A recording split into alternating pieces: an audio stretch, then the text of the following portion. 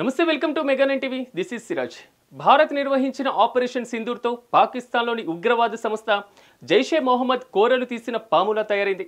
ఇప్పుడు ఈ ఉగ్రవాద సంస్థ క్రమంగా తిరిగి బలం పుంజుకొని బీభత్సాన్ని సృష్టించడానికి కొత్త ప్లానే వేసింది. నిఘా వర్గాల సమాచారం ప్రకారం ఈ ఉగ్రవాద సంస్థ రహస్యంగా నిధుల సేకరణ కార్యక్రమాన్ని ప్రారంభించింది. తాజాగా దీనికి సంబంధించిన ఒక కీలక అప్డేట్ మీకోసం.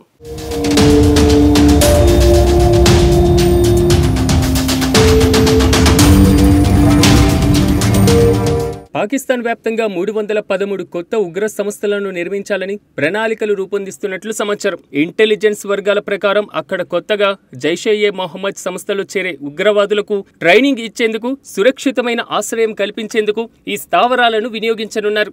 అలాగే ఈ ఉగ్ర సంస్థ చీఫ్ మసూద్ అజర్, అతడి కుటుంబానికి కూడా ఈ స్థావరాలు సురక్షిత ప్రాంతాలుగా ఉంటాయి. అయితే ఇంత పెద్ద నెట్వర్క్ను ఏర్పాటు చేసేందుకు ఆ ఉగ్ర సంస్థ 3.91 బిలియన్లు పాకిస్తానీ రూపాయలను సేకరించాలని టార్గెట్గా పెట్టుకున్నట్లుగా తెలుస్తోంది.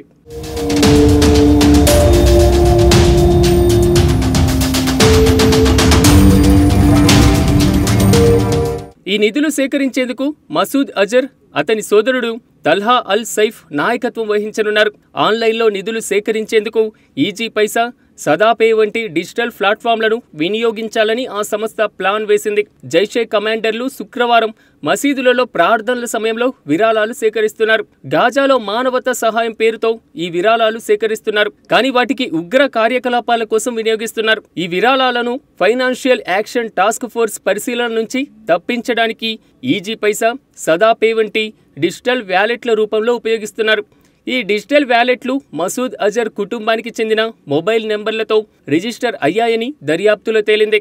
ఆ నెంబర్లలో అతని సోదరుడు తల్జా అల్ సైఫ్, కుమారుడు అబ్దుల్లా అజర్ నెంబర్లు కూడా ఉన్నట్లుగా సమాచారం.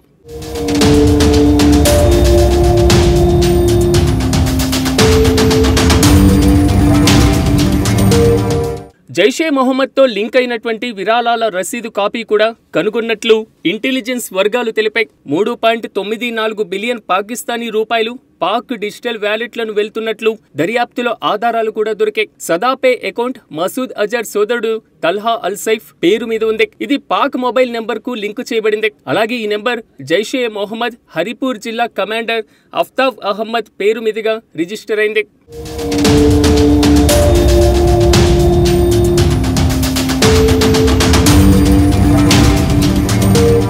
పలు నివేదికల ప్రకారం ఈ నిధుల సేకరణ కార్యక్రమం విజయవంతమైందని తెలుస్తుంది. ఉగ్ర సంస్థకు పాకిస్తాన్ విదేశాల నుంచి భారీ మొత్తంలో నిధులు సమకూరినట్లుగా స్పష్టమవుతుంది.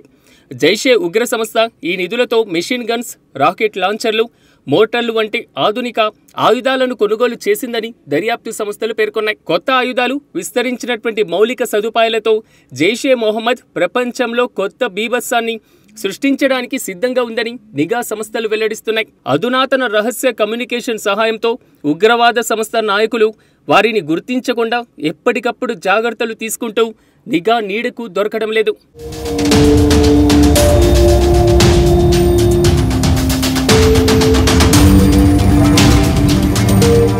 మొత్తానికి ఆ ఉగ్రవాద సంస్థకు భారీగా నిధులు వెళ్తున్నట్లుగా తెలుస్తుంది. జైషే మొహమ్మద్ కార్యకలాపాలు భారత్కు మరో కొత్త సవాల్గా మారనుంది. ఇప్పటికే పెహల్గాం ఉగ్రదాడి ఘటన తర్వాత భారత ప్రభుత్వం సైన్యాన్ని మరింత కట్టుదిట్టం చేసింది.